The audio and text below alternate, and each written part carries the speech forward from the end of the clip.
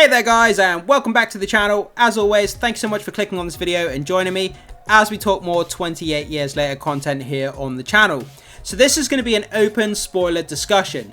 We're going to be pretty much discussing any major plot points. We're going to be talking about spoilers, things that worked, things that didn't work, things that were good, things that were stupid, pretty much anything and everything that's of any importance to this film.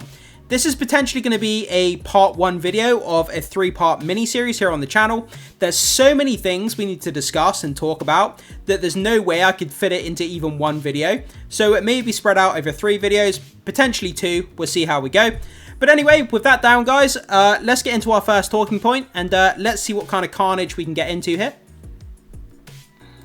So the first major talking point or major question that I had: the Alpha stalking Spike and Jamie from the hill, why didn't it approach or storm the house?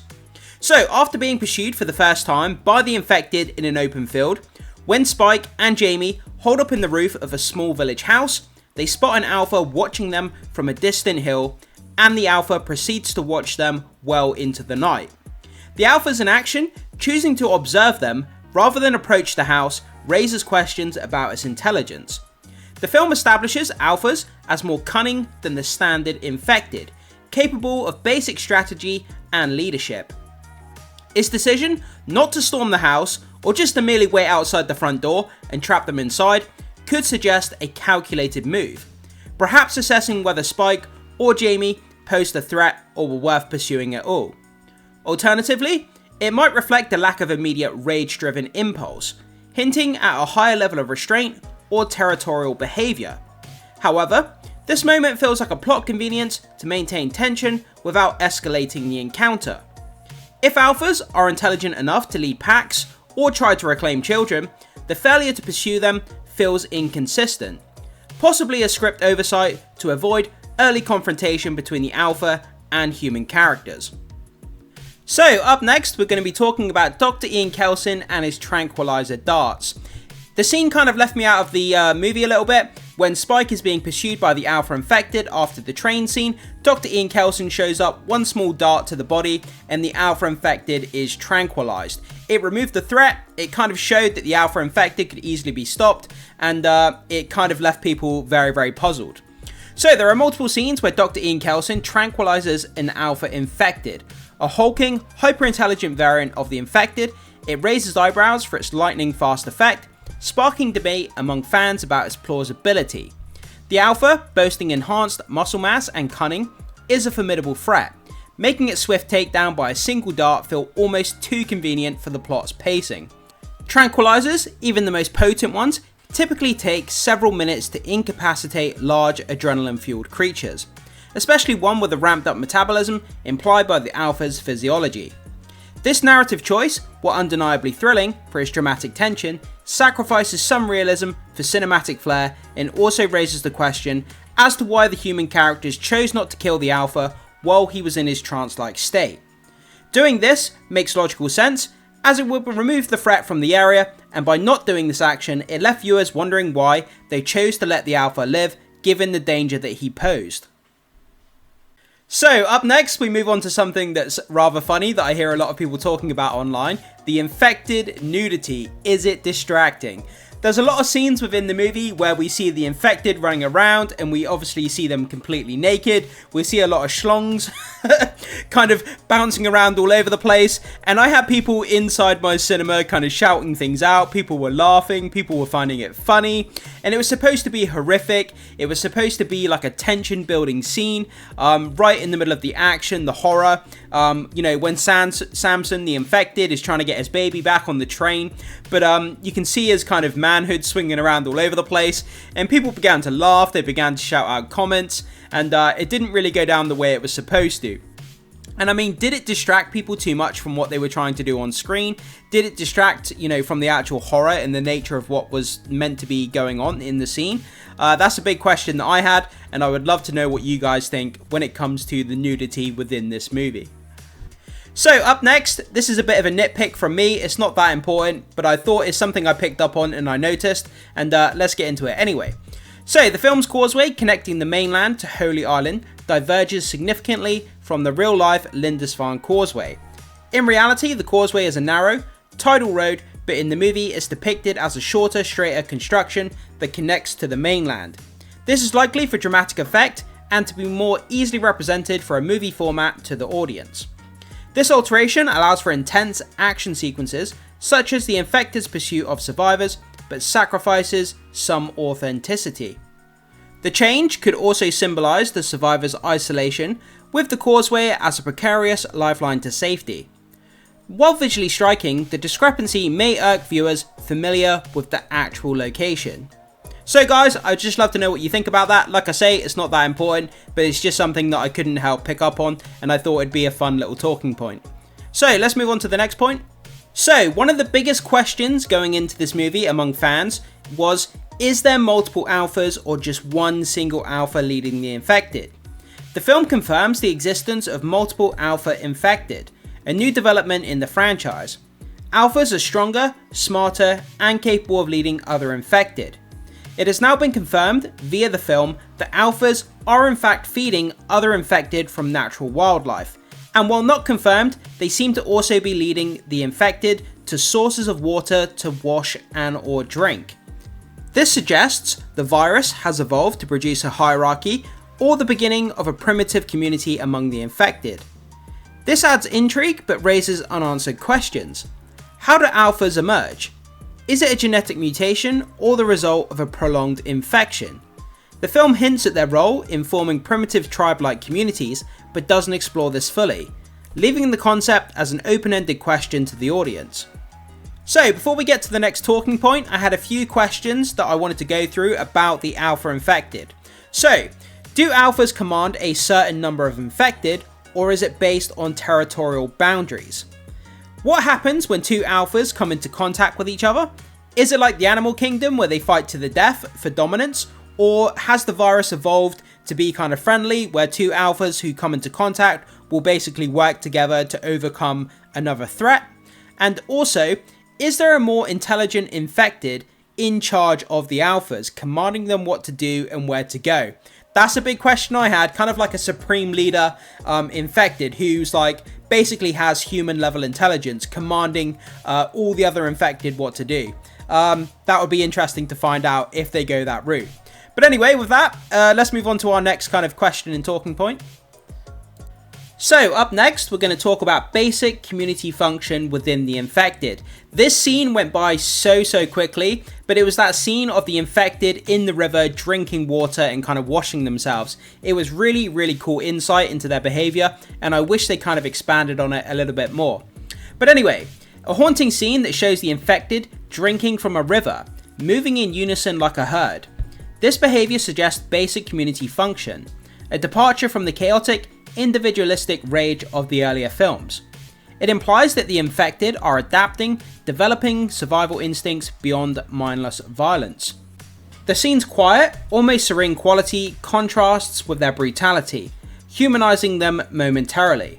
However, the film doesn't delve deeper into this evolution, missing an opportunity to explore whether the infected could form sustainable groups or even regain partial humanity. So moving on to this, one of the biggest questions that a lot of people had going into this movie is what exactly is the Bone Temple? Why was it constructed and what is its purpose? So the Bone Temple is obviously a haunting visual element within the story and the trilogy going forward. It's a structure made of human skulls and bones constructed by Dr. Ian KELSON. It serves as memento mori, a Latin phrase meaning remember you must die, symbolizing a grim reminder of mortality in a post-apocalyptic world ravaged by the rage virus. The temple is not just a physical monument, but carries deep narrative and thematic weight, reflecting the collapse of traditional societal structures and the emergence of new, darker belief systems. While the full significance of the Bone Temple will likely be unpacked in 28 Years Later, The Bone Temple, the next movie in the trilogy, it may represent the moral and philosophical decay of humanity. The temple could be a battleground for ideological conflicts between survivors, the infected, or even the involved alpha infected who are stronger and more dangerous. Also, the connection to the Sir Jimmy Crystal cult also raises questions about whether the temple is a site of worship, sacrifice, or control within this fractured world. So let's move on and talk about the NATO soldiers. This is something that I believe they definitely dropped the ball on. It could have been expanded, it could have been an exciting new perspective for different characters within the trilogy going forward, and ultimately nothing came of it, and I think it was very disappointing. So the deaths of NATO soldiers who made landfall after their ship mysteriously sank underscore the infected's overwhelming threat.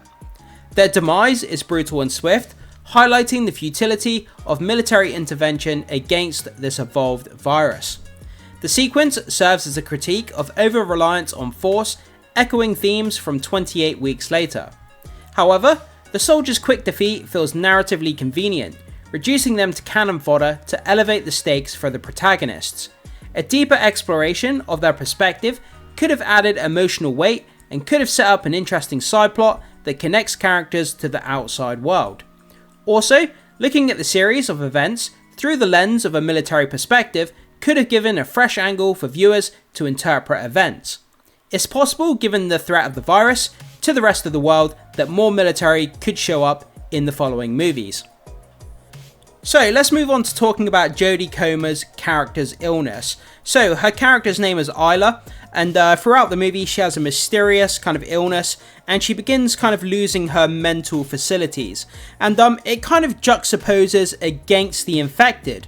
Whereas the infected seem to be regaining their humanity in certain ways, Jodie Comer is kind of almost losing her humanity in a way. So it's kind of like that opposite against the infected, and I'd never really thought about that until I kind of digested what was going on several days after I saw the film. Throughout the movie, she's beginning to lose her mind, she's starting to have, visions of different things, she doesn't know where she is, there's time skips and different things are going on, and she just begins to kind of unravel in her mind. But then, when we think about the infected, on the other side of the movie, the infected are slowly kind of gaining their minds. They're kind of becoming more congruent, they're becoming more intelligent, they're putting things together, and it's that kind of opposite in the storytelling there that I found very, very interesting between Jodie Comer's illness of her losing her mind, but then at the same time the infected are kind of regaining their minds. So I just found that super kind of interesting. I guess it's a little bit philosophical in some way. I don't really hear of anyone else picking that up. Maybe it's just me, but to me, I found it as an interesting talking point, and I thought I'd bring it up, and I thought you guys may find that interesting as well.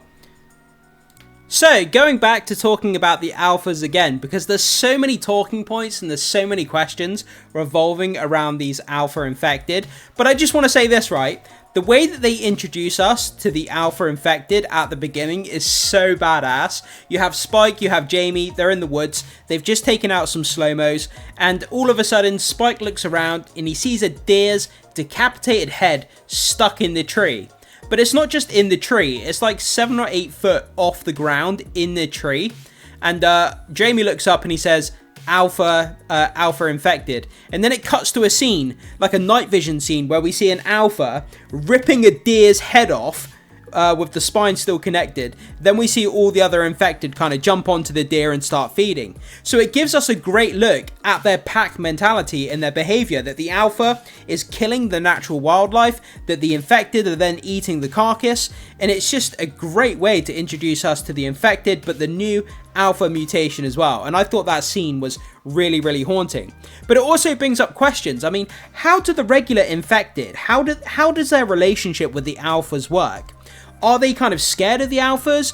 Do they kind of respect the alphas? I mean, do they end up kind of fighting with alphas? I mean, how does that relationship work? How do they know how to take orders from the alpha? How does the alpha give them orders? How does this work? Do they just naturally follow the alpha wherever he goes? Do they have a kind of way of body language communication? Do they actually talk to each other? I would love to know the inner workings of the relationship just between the regular infected and the alpha, and how that kind of command chain works. And it just brings up so many questions. Every time I come up with a question, there's like 3 more questions that sprout off from that question. And but yeah, I find the alpha is just so fascinating to talk about. So, moving from the alphas to the actual infected themselves, there's something that I didn't really think about until I had time to kind of sit and marinate on the movie for a few days.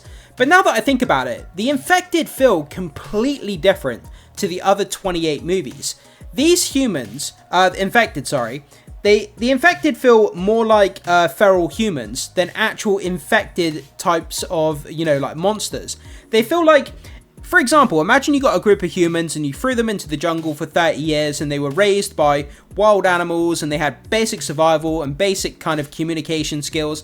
That's kind of what it feels like. And obviously looking at this picture that's on screen as well, they just feel like feral humans, kind of humans that, you know, have basic survival, basic understanding of human culture, and kind of reverted back to the caveman age kind of thing, where they kind of can't control their emotions. And yeah, and it doesn't feel like virus or kind of like zombies anymore. The tone feels so different now that I think of them as feral humans. I don't know if anyone else has picked up on that. Could just be me again. But yeah, I mean, it hasn't made the series any worse or anything, but it's just that when you switch the tone to thinking about feral humans rather than kind of being infected, it kind of shifts the narrative ever so slightly, and it makes you look at it in a slightly different way. Again, like I say, it could just be me, but something that's interesting that I have heard of a few other people mentioning feral humans on social media. So I thought I'd brought it up, and I thought I'd sort of see what you guys think about that. So guys, with that down, that brings us to the end of part 1 of this series. There's going to potentially be 3 parts, 3 different videos, because we have so many talking points and spoilers that we need to get into, like the nitty gritty of what happens within this movie. There's things like, what happens to the infected born baby? The baby that was left back at Holy Island by Spike, the baby was born from that infected woman. What's going to happen to this child? I mean, is it going to be accepted? Is it going to find out who its parents were? There's so many questions that we could bring up there. And obviously, another major point that's dividing people, we need to talk about the ending of the film when the Jimmy gang show up. That's going to be another major one. So we'll talk about those points and more in the next video, or the next couple of videos at least. But guys, with that down, regardless of all that, jump into the comment section and let me know what you think about this video and the talking points that we talked about in this video. I would love to know your thoughts, comments, theories, opinions, and anything else that you have to say about 28 years later. As always, you guys always come up with great comments, and I'm always surprised by what you guys have to say, and I can't wait to get down in the comment section and have a discussion with you guys as usual. But guys, make sure you hit the like button before you leave. Consider becoming a subscriber if you haven't done so far. And be sure to hit that notification bell so you stay up to date with more 28 years later content going on the channel. And with that down, as always, I will see you in the next video.